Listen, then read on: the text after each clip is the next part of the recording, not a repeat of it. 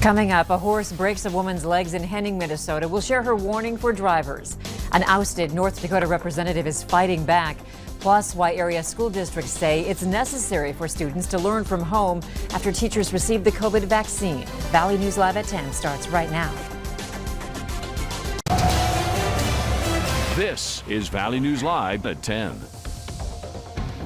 New at 10. A Minnesota woman is asking for some courtesy on the road after she was seriously hurt while riding her horse. Valley News Team's Courtney Lockie shares her story with a reminder to share the road. Katie Nolte has been riding horses for as long as she can remember. Tuesday afternoon was no different. It was just so nice the other day. I'm like, I just want to go for a ride. But had Katie known her ride with her horse Cash would end in a trip to the ER, she might have stayed back. It was a route she routinely takes Cash on. She says they were riding on the shoulder when a car came around a corner full throttle, spooking the horse. Next thing Katie knew, his whole entire 1,200 pounds of body weight fell right on my lower leg. As soon as I tried to get up, I knew it was broken. 2 clean-cut spiral fractures. Katie had surgery Wednesday, but it's going to be a few weeks before she's back on the saddle. On Minnesota roads, horses have the right of way. You're required to yield to riders the same way you would a runner or a biker. The difference between someone riding a bike and someone riding a horse is this is 1,200 pounds of its own mind. You know, he thinks for himself, he moves for himself, and if you startle him, it could have been so much worse. Katie's sharing her story to warn drivers and protect other riders. We just ask that you slow down and pay attention to your surroundings. Otherwise, you could kill someone easily. In Henning, Minnesota, Courtney Lockie, Valley News Live. Now, Katie says her horse was a little sore and scared, but is back to his normal self now. The attorney for North Dakota Representative Luke Simons says he's preparing legal action to fight Simons' expulsion from the legislature. The attorney says the action would go to the state Supreme Court and he would sue the entire state legislature. He says the allegations against Simons did not warrant expulsion, nor did lawmakers follow the rules they set for themselves. So this is very unique and worse than unique. It is, in my opinion, a complete violation of due process and a travesty. Even if the allegations, if any of them have any merit, you have to provide due process, and they didn't do that. Simons says he'll be releasing documents next week that he would have presented during a hearing if he had been given a chance. While many parents are upset tonight, West Fargo and Fargo Public Schools say moving to virtual learning a few days this month is the only option in order to get a COVID-19 vaccine into the arms of hundreds of staff members.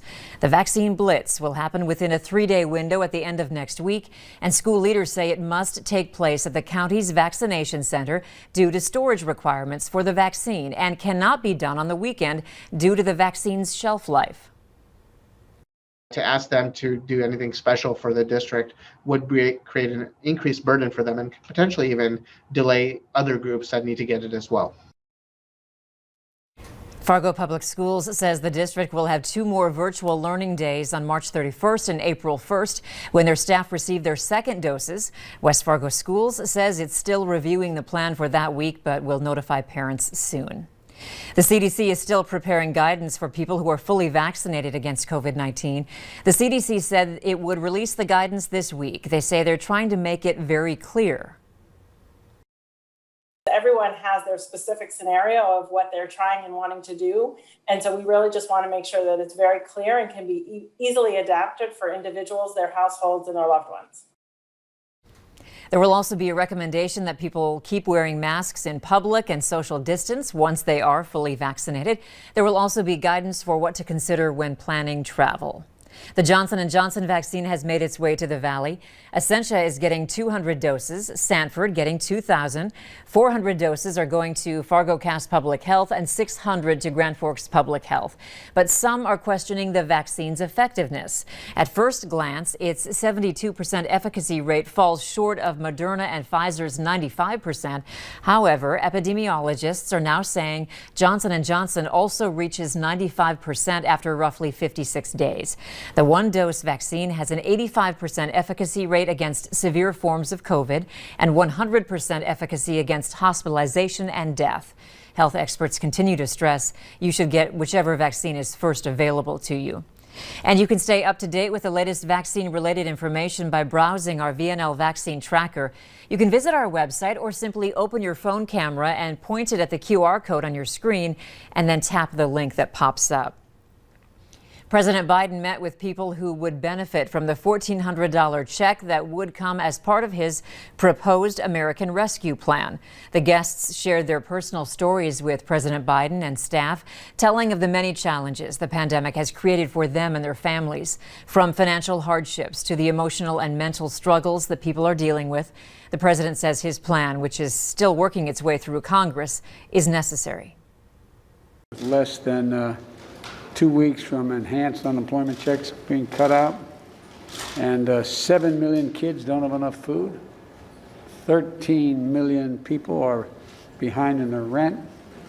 And the American Rescue Plan, I believe, and according to the polling data, the vast majority of Americans believe is essential to giving them some help and to turn it around.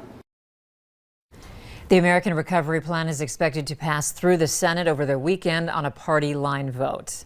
How much money will you actually get in your next stimulus check? Well, the $1,400 payment that's been discussed seems likely to become a reality, but the actual amount people will get could change based on income restrictions, number of dependents, and other factors. The Biden administration has agreed to phase out checks more quickly, so individuals earning $80,000 per year or couples earning $160,000 would receive nothing.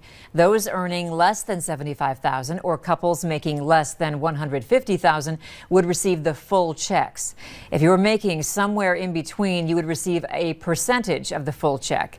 The age of dependents is also raised for this round of checks. Instead of the cutoff being 17, it would include college students and older adults with disabilities as dependents. College students with few resources have often gone hungry during the pandemic, but now they may be temporarily eligible for SNAP benefits in North Dakota. Students are typically ineligible for SNAP benefits unless they meet specific exemptions. However, a temporary expansion of the program includes those who take part in state or federally financed work study or whose families don't help them pay for school, even if they received a Pell Grant. This additional flexibility will just allow more college students to become eligible for the program and meet their nutritional needs. The temporary exemptions will be in effect until 30 days after the COVID-19 public health emergency is lifted. For more information, you can go to nd.gov/DHS. Things have been stressful at the state capitol recently. During times like this, something as simple as a song can bring everyone together. Jacob Noderman has more. On a brisk Friday morning, just as the sun appears, fog blankets the Capitol grounds. You can barely see the top of the building, but you can see Colleen Reinhardt leading an unlikely chorus. Oh, say, can you see? The very first time I drove up in here, and I was just saddened by everything going on. And what can I do? And that's something I can do. Reinhardt travels the state singing the anthem. She has a microphone, but she doesn't need it because a group of lawmakers, as well as the governor, joined the choir. It means the world to me. This is our country, America, everything it stands for, everything I believe in. And, you know, I served in the military, and it just touches my heart to see so many people here singing Star Spangled Banner early in the morning. All were welcome, young and old, Democrat and Republican, singers and those who needed some backup vocals. Well, I was in choir in Arthur, but that was not, there was no auditions required. Let's put it that way. So I was better in band than I was in choir. We'll stick with that. Sometimes we all just need to get together and sing Kumbaya, or maybe something more fitting. Beautiful. Oh my goodness sakes. Reinhardt has posted many of her national anthem performances on her Facebook page.